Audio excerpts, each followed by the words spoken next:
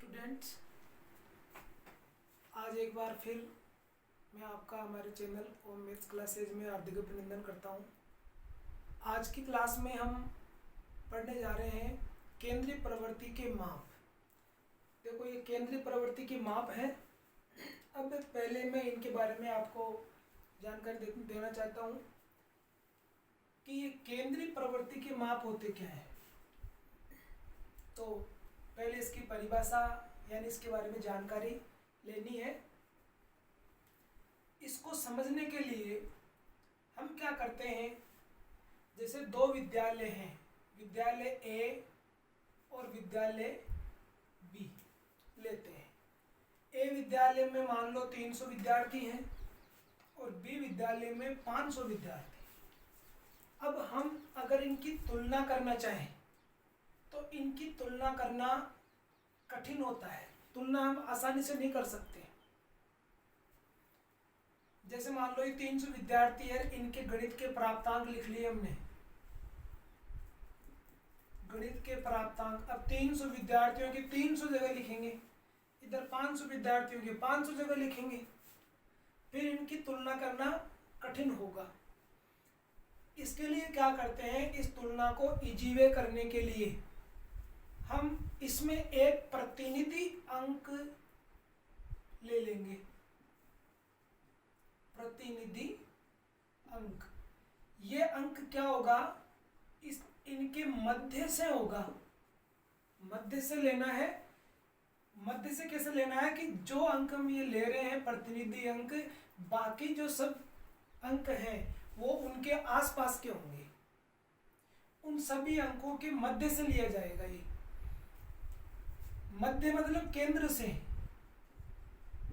तो इस कारण इनको केंद्रीय प्रवृत्ति के माप कहते हैं, क्योंकि ये जो है ना मध्य के ऊपर निर्भर रहते हैं, केंद्र के ऊपर निर्भर रहते हैं, इसलिए इनको केंद्रीय प्रवृत्ति के माप कहते हैं।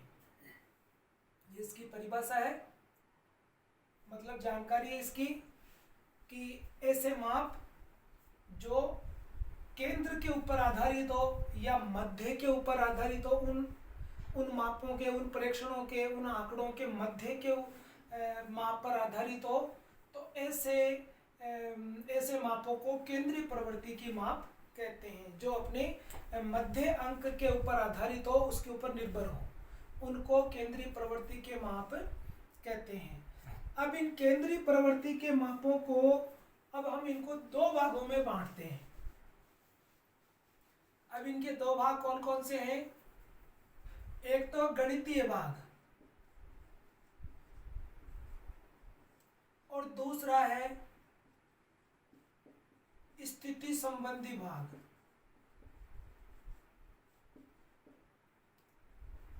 गणितीय वाले के अंदर समांतर माध्य आता है।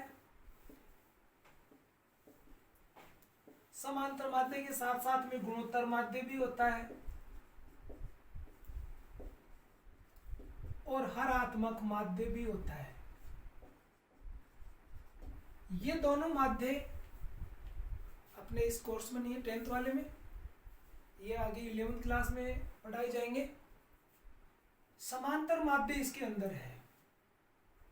तो समांतर माध्य का सूत्र आप जानते हो, इसको समांतर माध्य भी कह सकते हैं, इसको औसत भी कह सकते हैं। और इसका सूत्र होता है प्रेक्षणों का योग, प्रेक्षणों का योग बटा प्रेक्षणों की संख्या, या यहाँ पर आंकड़े भी कह सकते हैं, आंकड़ों का योग बटा आंकड़ों की संख्या।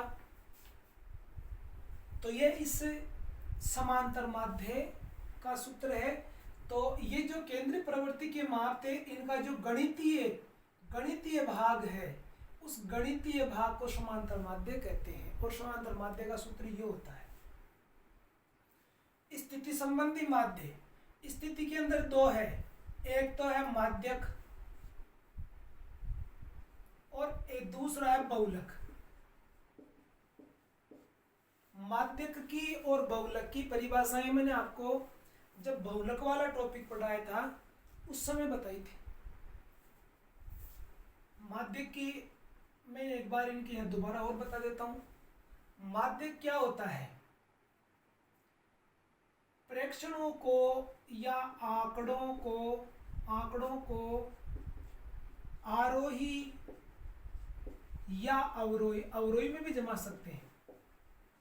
अवरोही क्रम में जमाने पर जो मध्य उनके बीच का या मध्य का जो प्रेक्षण होता है वो उसका माध्यक कहलाता है। और बहुलक क्या होता है? सबसे अधिक बारंबारता वाला विचर, वो उसका बहुलक कहलाता है। अब हालांकि इसमें ये आगे की बात है, जैसे माध्यक में केवल x वाला यानी केवल विचर वाला आ जाए, और जैसे मान लो विचर और बारंबारता वाला आ जाए यानी x और f वाला, और फिर वर्गंतराल में आ जाए, तो वो तीनों अलग अलग बातें वो अपने उसमें पढ़ ली है। या तो केवल इसमें परिभाषा बता रहा हूँ कि इनकी परिभाषाएं क्या होती है, माध्यक किसको कहते हैं, बहुलक किसको कहते हैं, समांतर माध्यक क्या होता है, इसका सूत्र क्या है, तो ये इसकी जानकारी है। और इसी प्रकार बहुलक में भी तीनों थे। अब इसके अलावा देखो, जब हम ये समांतर माध्य ज्ञात करते हैं तो समांतर माध्य में भी जब संख्याएं छोटी रहती है, जब तो हम इस सूत्र से उसको ज्ञात कर लेते हैं।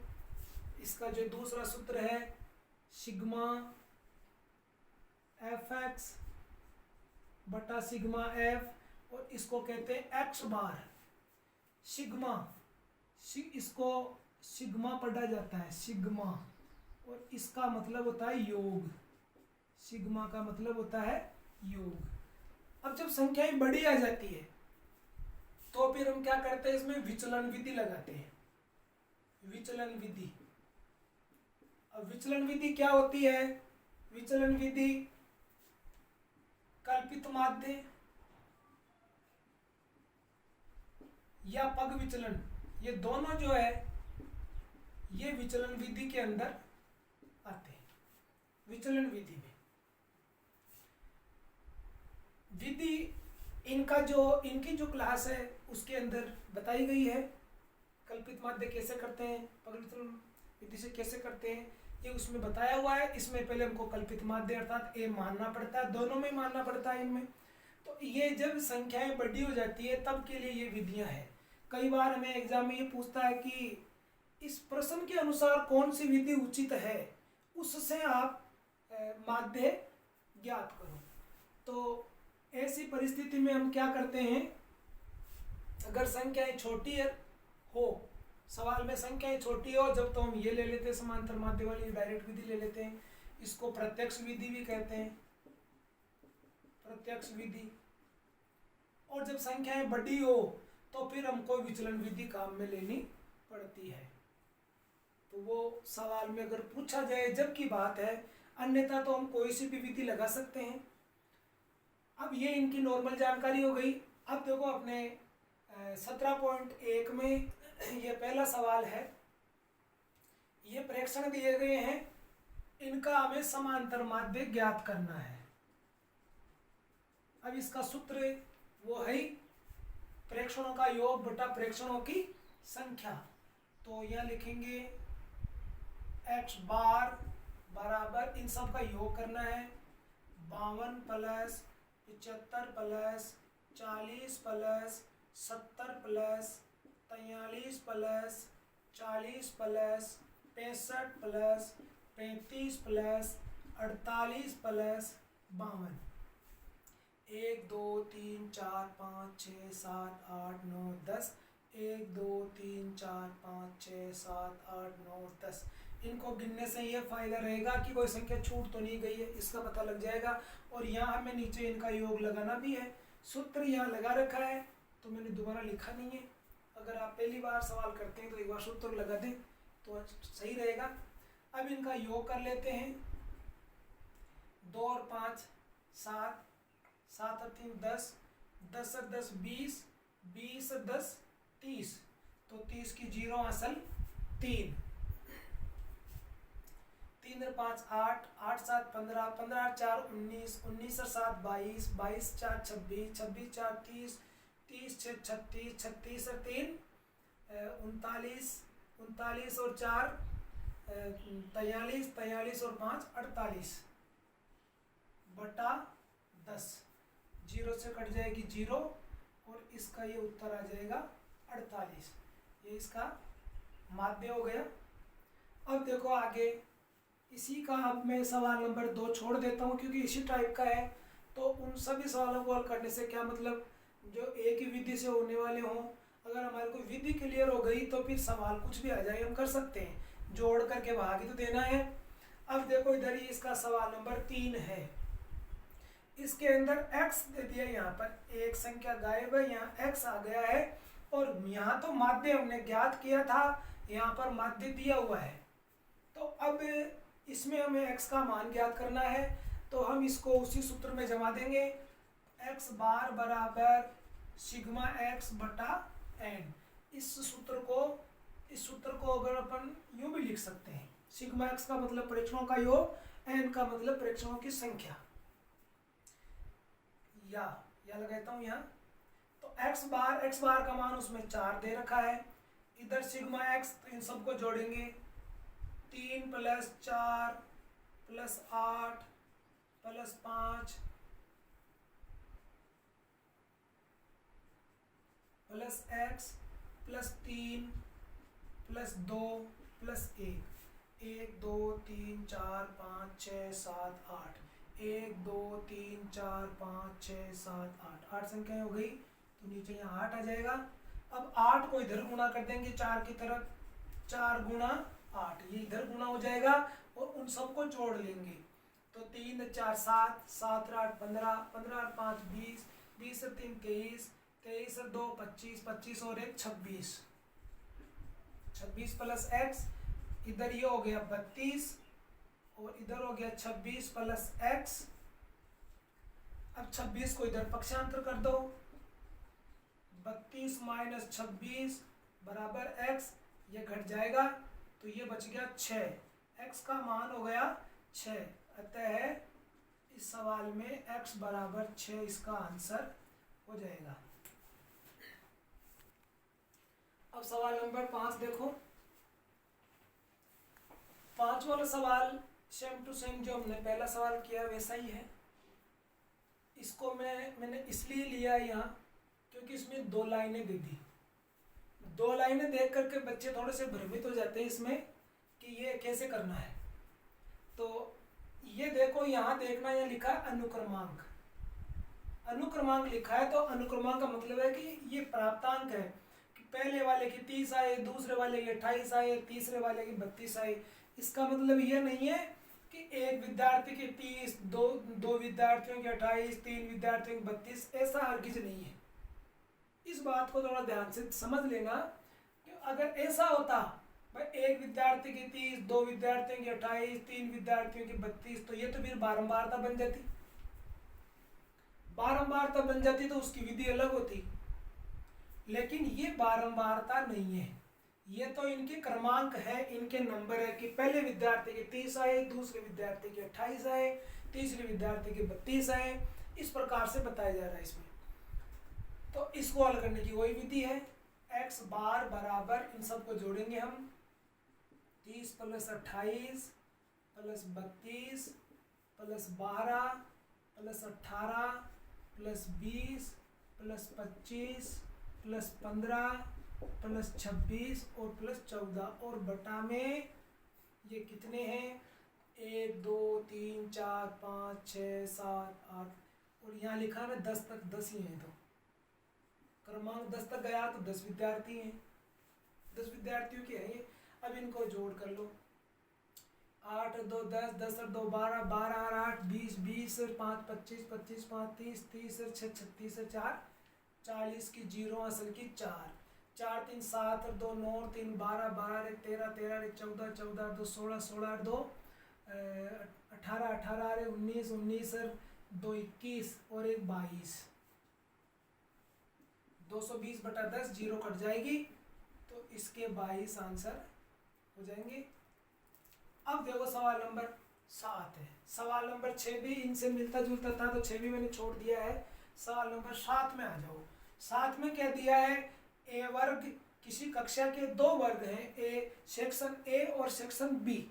ए सेक्शन में 25 छात्र हैं जिनका औसत 51 दे रखा है, और बी सेक्शन में 35 छात्र हैं जिनका औसत है 54। अब कुल मिला के 60 छात्र हैं ए सेक्शन में और बी सेक्शन में, दोनों में मिलाकर के 60 बच्चे हैं। इन 60 बच्चों का एक साथ औसत निकालना है। तो क्या करेंगे हम, पहले हम लिखेंगे ए वर्ग का औसत भार 51 kg, 51 किलोग्राम। फिर लिखेंगे ए वर्ग का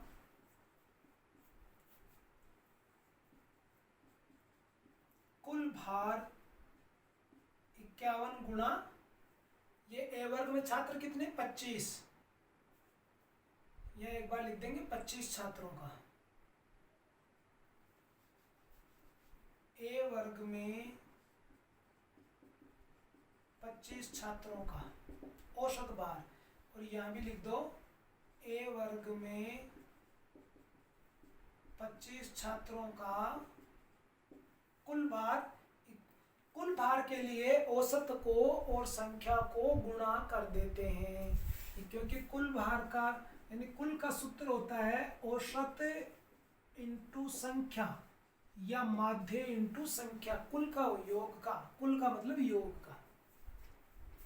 तो यहाँ पर ये हो गया 25 से कम 25 का 5 असल 2, 25 पंजे 125 और 2 127, 1275 किलोग्राम ये ए वर्ग में हो गया। अब लिख दो बी वर्ग में। बी वर्ग में अब इसमें छात्र है 35, 35 छात्रों का औसत भार, इनका औसत भार है 54 kg। अब 35 छात्रों का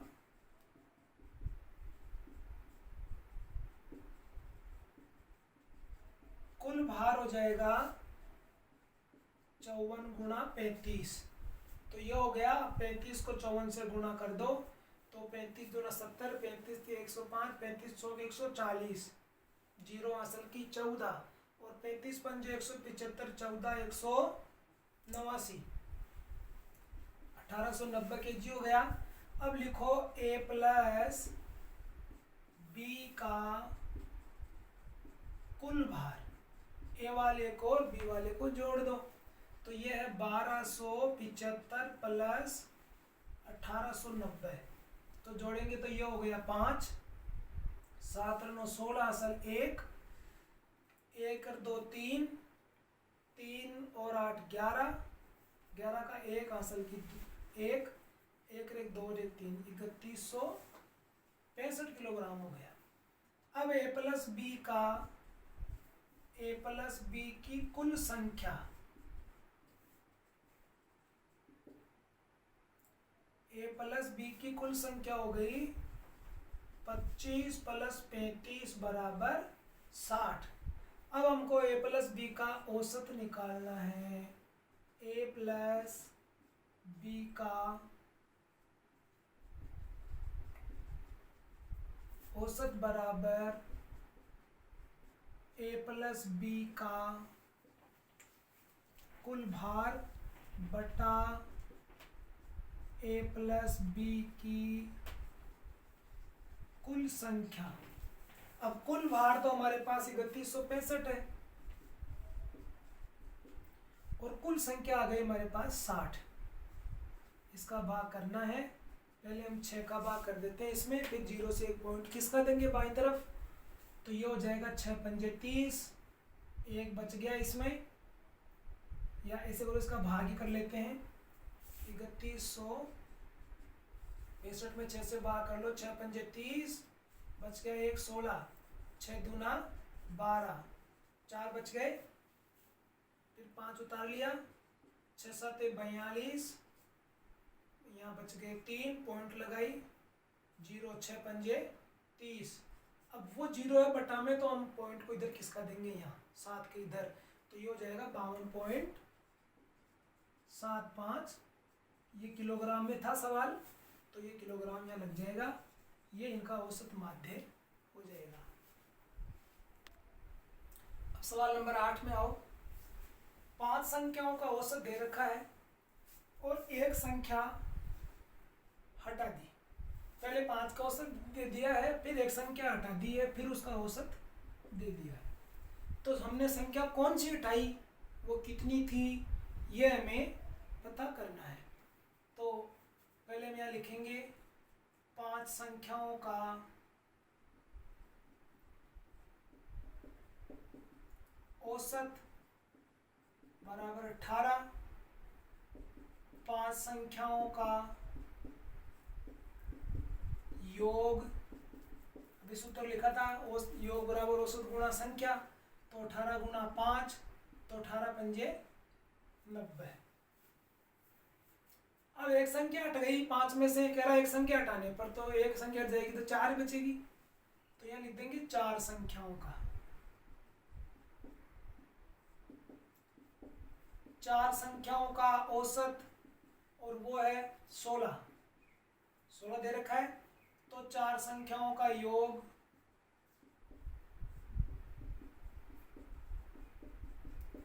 16 इंटू 4, तो ये हो गया 64। अब लिखेंगे हटाई गई संख्या। हटाई गई संख्या बराबर 5 का योग माइनस 4 का योग। अब 5 का योग 90 आ गया, 4 का योग 64 आ गया, घटा दो, 10 में 4 गए 6, या बचे 8, 8 में 6 गया तो 2। तो वो जो संख्या जो हटाई है वो संख्या 26 है। पहले वाला सवाल योग करने का था, ये सवाल घटाने का है, इसलिए मैंने दोनों बता दिए हैं। अब देखो 9वां सवाल है। 13 संख्याओं का माध्य दे दिया 24 और प्रत्येक संख्या में 3 3 3 3 जोड़ दिए। तो अब इसको, अब ये पूछ रहे माध्य में क्या परिवर्तन आएगा, संख्याएं जोड़ दी तो वैसे नॉर्मली रूप से तो हम इसको बता सकते हैं। देखो अगर संख्याओं में आप 3 जोड़ोगे तो माध्य में भी 3 जुड़ जाएगा। संख्याओं में 3 घटाओगे 3 3 सभी में, तो माध्य में भी 3 घट जाएगा। संख्याओं में अगर 3 से गुणा करते हो सब में, तो माध्य में भी 3 से गुणा होगा। और प्रत्येक संख्या में 3 से भाग करें तो माध्य के अंदर भी 3 से भाग होगा। लेकिन इसको ऐसे हम केवल मौखिक रूप से तो नहीं बता सकते। अगर मान लो 3-4 नंबर का सवाल हो तो फिर मौखिक रूप से थोड़ी कर सकते हैं। तो इसको हल कैसे करेंगे वो देखो, आप यहाँ लिखेंगे हम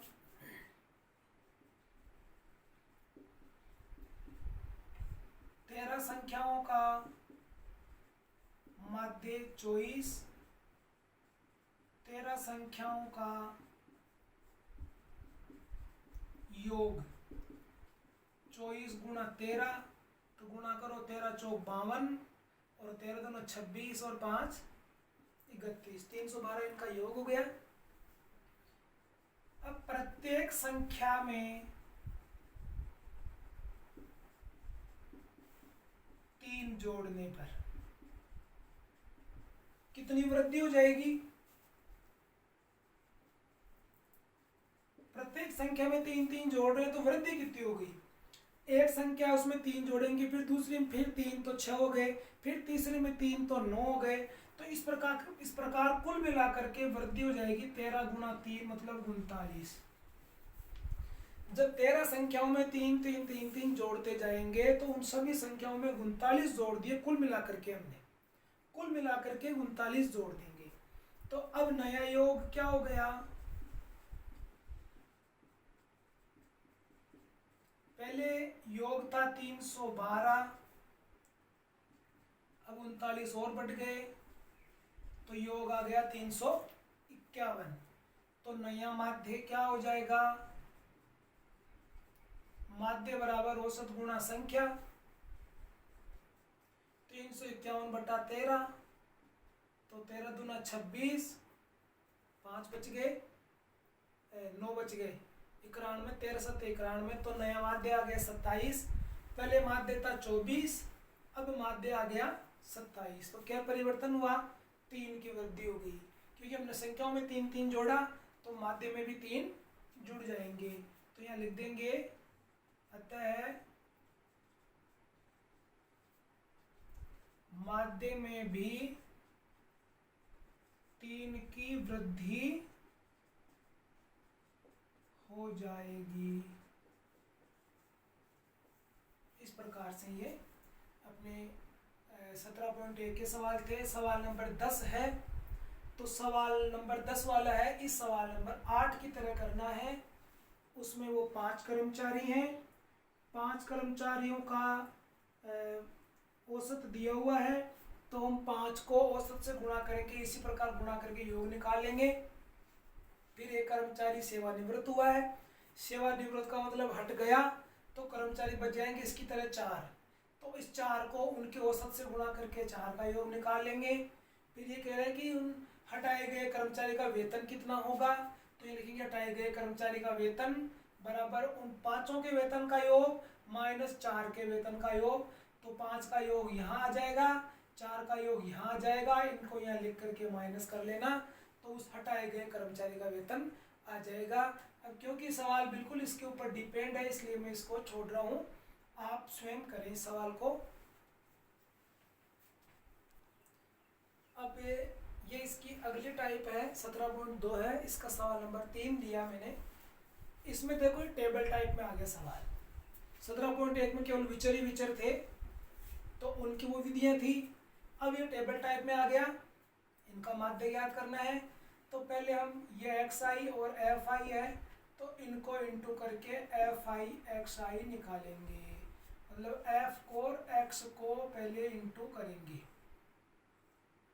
ये टेबल वाले माध्यों के लिए है, तो इसको इंटू करेंगे। 30 से कम 30, एक छोड़ के पॉइंट है इसमें, एक अंक छोड़ के, तो एक अंक छोड़ के यहाँ लगा देंगे। ये हो गया 60 दूना 120, पॉइंट आ गई। 20 दिया 60, पॉइंट आ गई। 40 चौक 160, ये फिर पॉइंट आ गई। 5 दाई 50, फिर पॉइंट आ गई। और 50 के 300, और ये एक छोड़ करके पॉइंट आ गई। अब इनका योग करेंगे, तो ये तो सिग्मा एफ और ये सिग्मा एफ एक्स, तो ये हो गया 0, 3 6 9 9 2 11 11 4 15 15 16 16 और 5 21, 210 हो गए। इनका टोटल करेंगे, ये पॉइंट के बाद वालों को छोड़ देंगे, 0 0 सब। 3 और 2 5 5 और 6 11 11 और 6 17 17 और 5 22 22 का 2 असल 2 2 और 1 3 3 और 1 4 4 3 7, 72 हो गए।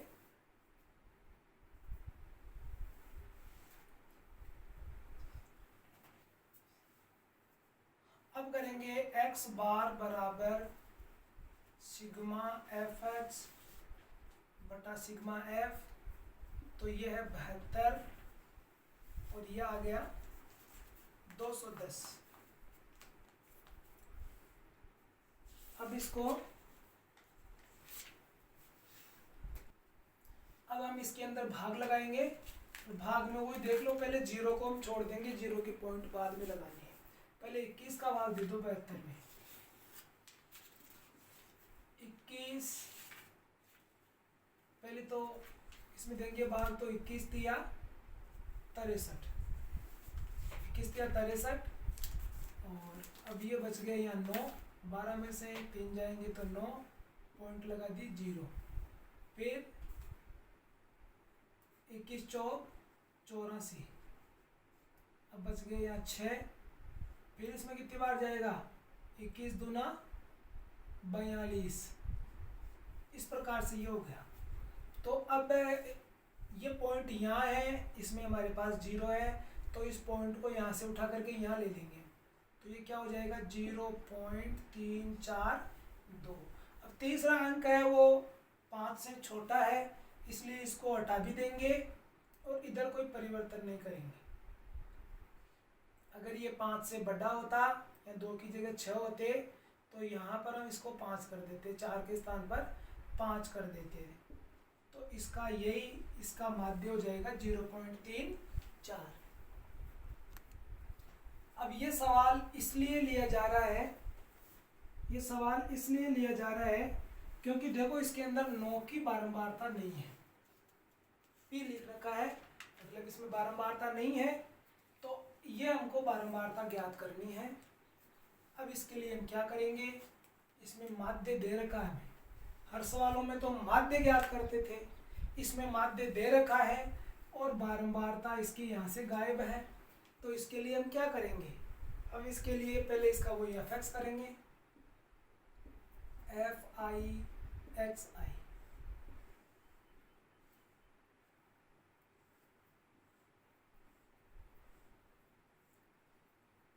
6 तिया 18, एक्स को एफ से गुणा करेंगे, इनको गुणा कर करके लिखेंगे, 8 पंजे 40, 15 सत्ते 105, 9 को पी से गुणा करेंगे तो 9 पी।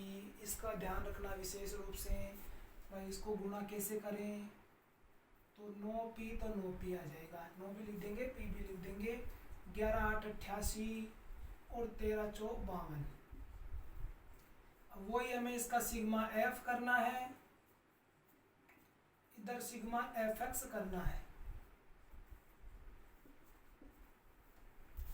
तो देखो ये हो गया 6 8 14, 14 15 29, 29 8 37, 37 और 4 41, और पी को इधर आगे प्लस में लिखना, गुणा में तो इनके साथ लिख दिया, लेकिन प्लस करेंगे जब इसको अलग प्लस में ही लिखेंगे।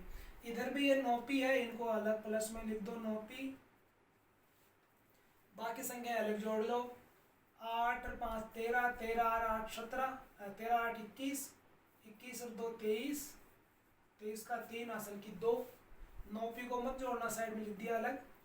अब 2 असल की थी, इसमें 2 और 1 3, 3 और 4 7, 7 और 8 15, 15 और 5 20, 20 की 0 असल की 2, 2 और 1 इसमें ये रहा 3, 303 प्लस 9 पी हो गया। अब इसको सूत्र में जमाएंगे, एक्स बार बराबर सिग्मा एफ एक्स बटा सिग्मा एफ आई, लगाओ तो इनके आई लगा सकते हैं ऐसे। एक्स बार इसमें 7.5 दे रखा है और सिग्मा एफ आई एक्स आई इसमें ये दे रखा 303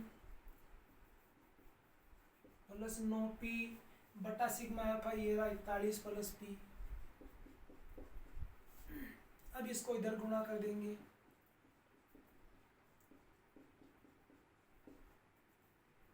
और इधर ये संख्याएं हैं 303 प्लस 9 पी। अब इनको गुणा कर लो, 41 को 7.5 से गुणा करेंगे, यहाँ कर लेते हैं इधर, पहले 1 से किया, फिर 4 से 4 पंजे 20, 4 सत्ते 28 और 2 30, 5 7 0 3, 307 और 0.5 लग जाएगा यहाँ, 307.5, फिर 7.5 को पी से करेंगे तो 7.5 पी, इधर आ गया 303 प्लस 9 पी। अब इनका पक्षांतर कर लो, पी वालों को इधर ले लेते हैं, 7.5 पी तो है, 9 पी इधर आएगा माइनस में हो गया, इधर 303 है, इसको उधर ले जाओ तो माइनस में 307.5, इनको घटाएंगे तो ये बच गया माइनस का 1.5 पी। कैसे घटाना है, इसको ऐसे लिखना 9.0 7.5 और फिर इसको माइनस करना है, 10 में 5 जाएंगे 5, या 8 में 7 गया तो 1, इधर ये बड़ा इसमें से घटेगा तो 307.5, 303 गया तो यहाँ आ गया 5, यहाँ बच गया 7 में 3 गए तो 4, तो इधर भी बड़ी माइनस की है तो माइनस के 4.5 बच गए, इधर भी बड़ी माइनस की, इधर 1.5 भी बच गया, दोनों माइनस माइनस कैंसिल कर देते हैं, और P बराबर 4.5 1.5 बटा में गया, पॉइंट से पॉइंट दोनों काट देते हैं और 15 तिया 45, तो P का मान हो गया 3। यह लिखेंगे अतः है किसकी बारंबारता थी 9, अतः 9 की बारंबारता बराबर 3। अब उसी टाइप का ये क्वेश्चन है, इसमें माध्य दे रखा है 1.4। अब उस सवाल में एक बारंबारता गायब थी, इसमें दो बारंबारताएं गायब है, एक की बारंबारता भी नहीं है और दो की बारंबारता भी नहीं है। तो हम इन दोनों की बारंबारताओं को हमें मानना पड़ेगा, तो हम इनको मान लेते हैं x और y कह देते हैं। माना एक की बारंबारता x व दो की y है, x और y मान लिया। अब आगे वही सिस्टम हमारे, हम इनका fi xi ज्ञात करेंगे।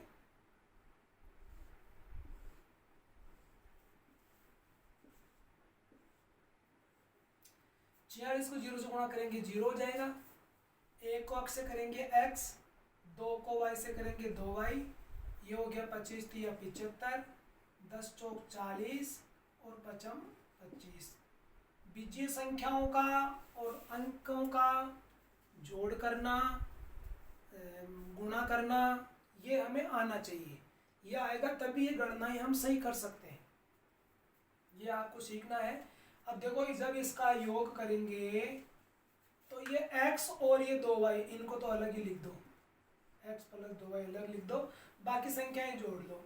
तो 25 और ये 75 और 25 100 हो गए, 100 में जोड़ेंगे 40, तो ये हो गए 140। सिग्मा fx हो गया, ये सिग्मा fi। अब सूत्र लगाएंगे यहाँ x बार बराबर सिग्मा fx बटा सिग्मा f। x बार का मान दे रखा है इसमें 1.46 और सिग्मा fi xi आई लगा सकते हैं, इसका मान ये रहा 140 प्लस x प्लस 2y और नीचे टोटल इसका 200 है, टोटल 200 दे रखा है हमें। ये हमने नहीं किया योग, ये योग सवाल में दिया हुआ है, वही काम में ले रहे हैं। अब इसको इधर गुणा कर दो, 1.46 गुणा 200, इधर 140 x प्लस 2y, इनको गुणा करेंगे तो देखो 2 छिंग 12, हासिल बच की 1, 2 चौक 8 और 1 9 और 2 एकम 2, और ये 2 जीरो है, ये 2 जीरो आ गई। अब 2 अंक के बाद पॉइंट थी तो हमने भी 2 अंक के बाद पॉइंट लगा दी है। इधर 140 प्लस x प्लस 2y, 140 को इधर पक्षांतर कर लो तो 292 माइनस 140 x प्लस 2y। तो अब ये क्या बच गया, इसको इसे मैंने ऐसे घुमा के लिख रहा हूँ मैं, x प्लस 2y बराबर 292 में से 140 घटेंगे तो बच जाएंगे यहाँ 52। 2 का 2, 9 में 5 गए 4, 9 में 4 जाएंगे 5 बचेंगे, ये अच्छा 2 में से 1 गया तो एक और बचेगा यहाँ, तो ये हो गया x प्लस 2y बराबर 152। अब ये तो हमें समीकरण टाइप का सवाल मिल गया। समीकरण टाइप के इसको हल करने के लिए हमको एक समीकरण और चाहिए। अब हम दूसरा समीकरण कैसे बना सकते हैं, ये तो हमने फॉर्मूले से बना लिया। दूसरा हम इसमें देख सकते हैं, यहाँ ये टोटल 200 है, इधर ये भी टोटल है, ये दोनों टोटल है। ये टोटल नहीं है, ये fx का योग है, वो CF में होता है टोटल, ये टोटल नहीं है। तो इसके लिए अब हम क्या करेंगे, हम इसका टोटल करेंगे दूसरे समीकरण के लिए। अब इसको काम में नहीं लेना है, इसका टोटल करेंगे। इसका टोटल जब करेंगे तो इसका टोटल 200 दे रखा है, लेकिन 200 तो दिया हुआ है, हमने जब x और y माना है तो इसके हिसाब से क्या टोटल हो जाएगा। अब एक समीकरण हम इसमें से बनाएंगे, f की लाइन में से। तो यहाँ लिखो तथा 46 25 10 और 5, तो 25 और 5 30, 30 और 10 40, 40 को 46 में जोड़ेंगे तो ये हो जाएंगे 86 प्लस x प्लस y, और इनका टोटल है 200, तो यहाँ लिख देंगे बराबर में 200। अब 86 को उधर ले जाओ, x प्लस वाई बराबर 200 माइनस 86, और ये क्या बच जाएगा 114। 10 में 6 जाएंगे 4, 9 में 8 जाएगा 1। 114 आ गया। अब ये हमारे पास दूसरा समीकरण बन गया, ये समीकरण 1 और समीकरण नंबर 2। थोड़ा ध्यान रखना है, एक समीकरण तो हम इस एफ एक्स को लेकर के सूत्र से बनाएंगे, एक समीकरण तो हम सूत्र से बना लेंगे, माध्य वाले सूत्र से। दूसरा समीकरण हमारे को एफ से बनाना है, ये हम एफ से बना लेंगे। इस प्रकार ये दोनों समीकरण बनाना आना चाहिए। ये दोनों समीकरण बनाने के बाद में तो अब तो इजी हो जाएगा, हम इसको आसानी से कर लेंगे। पहले समीकरण बनाना ध्यान से देख लेना। अब यहाँ लिखते हैं समीकरण 1 व 2 से, उसमें लिखा है x + 2y = 152 और यह x + y = 114। दोनों में x समान है, इसमें भी x है इसमें भी x है, तो हम इनको घटाते हैं। घटाने पर यहाँ ये चिन्ह बदल जाएगा, ये प्लस का है यहाँ तो ये माइनस हो जाएगा। जब कोई चिन्ह लगा हुआ नहीं हो संख्या के पहले तो प्लस की होती है, प्लस की मानी जाती है, तो ये माइनस हो गया, ये प्लस का था माइनस हो गया, ये प्लस का था माइनस हो गया। अब ये x से x तो कट गया, 2y में से y गया, y बच गया। इधर ये उधार लिया 12, 12 में 4 जाएंगे 8 और यहाँ बच गए 4, 4 में से 1 गया तो 3, क्योंकि 5 थे, 5 में से उधर गया 3, 4 बच गया। तो ये y = 38 आ गए। तो y किसका मान था? 2 की बारंबारता। तो पहले तो y का मान हो गया, अब हम x का मान निकालेंगे। अब y का मान समीकरण 2 में रख दो, 2 में इजी रहेगा, 1 में भी रख सकते हैं पर हम इजी वाला करेंगे हल। तो x + y की जगह समीकरण 2 है, x + y = 114, तो x + y की जगह 38 लिख देंगे यहाँ बराबर 114, या x = 114 - 38, या x = 14 में 8 जाएंगे तो 6, यहाँ बच गए 10 में 3 गए तो 7। तो ये आ गया x का मान, x मतलब 1 की बारंबारता। तो अब लिखेंगे यहाँ अतः 1 की बारंबारता, 1 की कितनी आई है मतलब x 76, और ये था 2, 2 की बारंबारता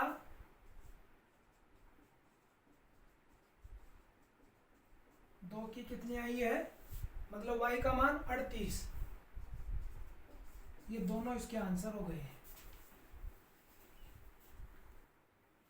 अब देखो 17.3 है ये, 17.3 में अब ये वर्ग अंतराल टाइप के क्वेश्चन आ गए हैं और इनका भी हमें समांतर माध्य ज्ञात करना है, या माध्य बोल सकते हैं, ज्ञात करना है।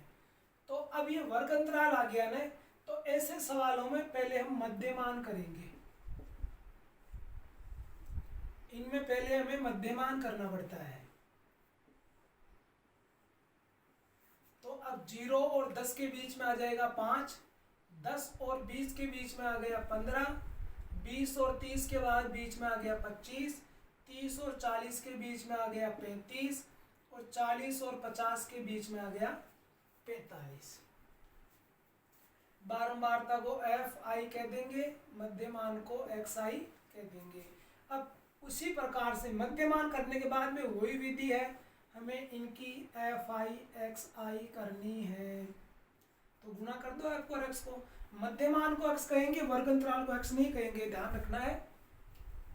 9 पंजे 45, ये 12 पंजे 60 की 0 हासिल 6, 12 एकम 12 6 18, फिर ये 15 5 75 के 5 हासिल 7, 15 दूनी 30 और 7 37, ये गुना करेंगे तो 350, 14 पंजे 70 की 0 हासिल 7, 14 चौक 56, 56 और 7 63।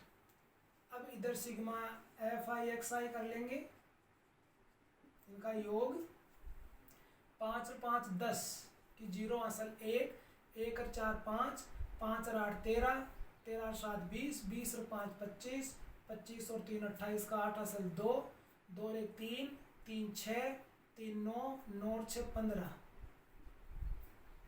इधर सिग्मा f कर लो, तो ये हो गया 9 और 2 11, 11 और 5 16, 16 और 4 20 की 0 हासिल 2, 2 और 1 3, 3 और 1 4, 4 और 1 5, 5 और 1 6। अब लिखेंगे x बार बराबर सिग्मा एफ आई एक्स आई बटा सिग्मा एफ आई, तो वो आ गया 1580 बटा 60, 0 से कट गई 0, 6 का भाग इसमें लगा दो, 6 दूनी 12, इधर भाग लगा लेते हैं अपन, 6 दूनी 12, बच गए 3, 28, तो 6 पंजे 30, छम छम 36, बच गए 2, फिर 36 18, फिर 2 बच गए, फिर 36 18, तो ये भाग यूँ चलता जाएगा आगे, तो 26.33, भाग पूरा नहीं हो रहा है तो आगे इसके लगभग लगा देंगे, और ये इसका माध्य हो गया। इस प्रकार से ये माध्य आज कंप्लीट हो गए हैं। इसके अलावा कल्पित माध्य, पग विचलन विधि से माध्य, ये दूसरे अलग क्लासेज में लिए गए हैं, और माध्यक और बहुलक भी हो गए हैं। आज अपनी ये प्रश्नावली कंप्लीट हो गई है। इसी के साथ धन्यवाद।